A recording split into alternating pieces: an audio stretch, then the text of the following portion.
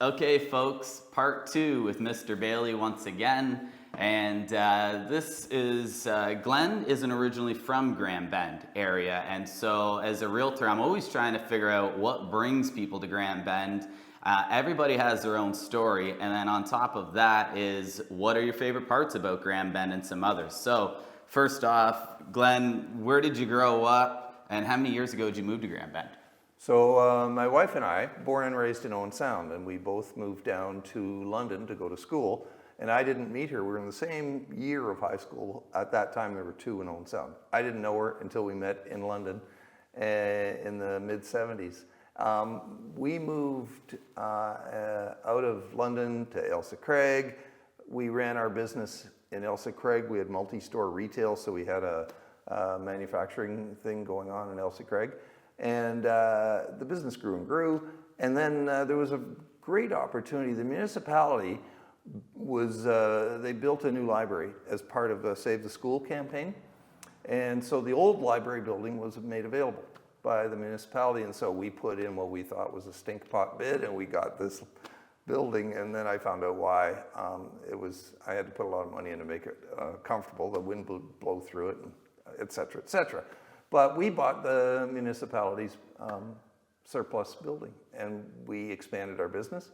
I don't think there was a 10-minute gap between when we opened our door for the first time and a new customer came in the door. The most welcoming community I could ever imagine.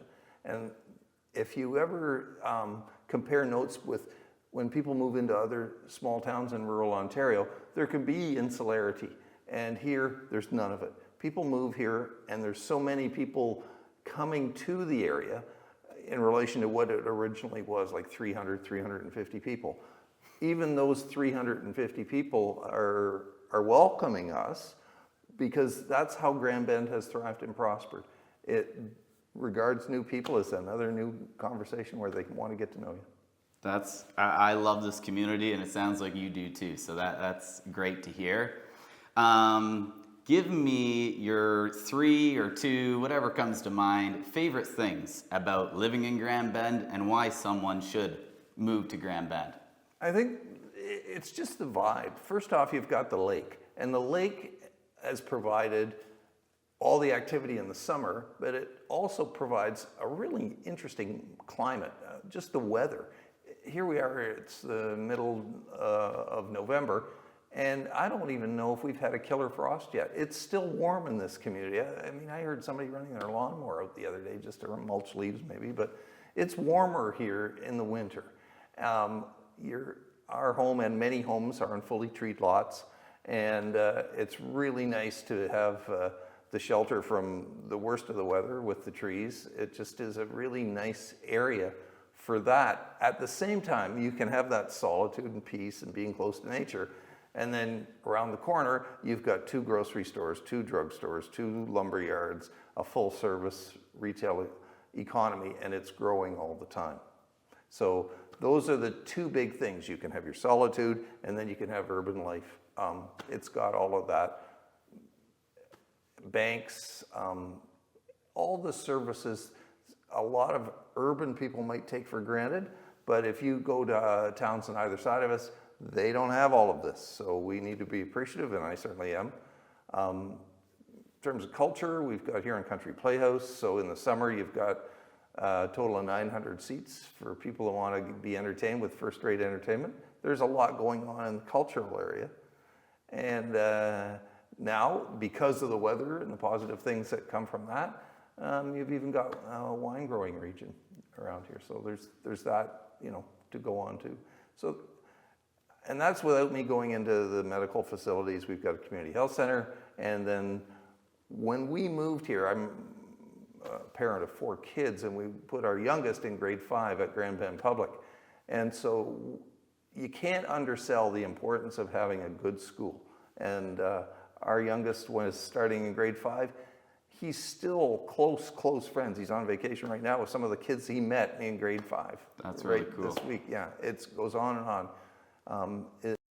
Sometimes school districts determine whether you should move into that area or not, and Grand Bend is blessed because we've got a terrific public school, and the collector area for the Catholic system. It's a good school there too.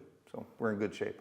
I find it interesting you saying about the weather, how it's been less and less wintry in our winter months. And so many people, buyers that aren't, haven't lived here year round, say to me, how's the winter? And I'm usually sit back and go, well, we haven't had one for 2 or 3 years. So you tell me how the winter is. It really almost feels like it's north of us, like Bayfield and north, where it gets a little more aggressive and potential road closures. Exactly. Or Well, and maybe. it's because if you, just the way the wind comes, the prevailings, once you get north of here, St. Joseph's, Bayfield, and then Goderich and Kincardine and Southampton, there's more water for the wind to blow over because it comes straight down from the Straits of Mackinac.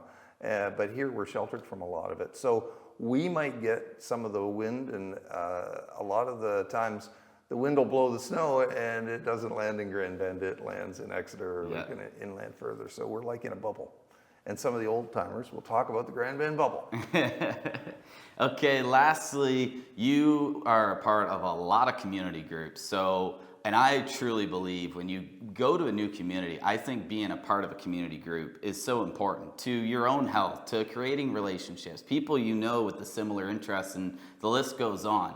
What are your benefits you've seen from joining so many community groups besides having less time to spend with your wife? Well, that might be part of the joys of a long-term marriage. I started, when we were living in Elsa Craig, I joined the Lions Club and I helped out run their little summer event, the turtle races. And the first thing I did as a responsible adult was I helped run the horseshoe pitch tournament on a Saturday afternoon. And, it was fun. It was easy. Got involved, met some people.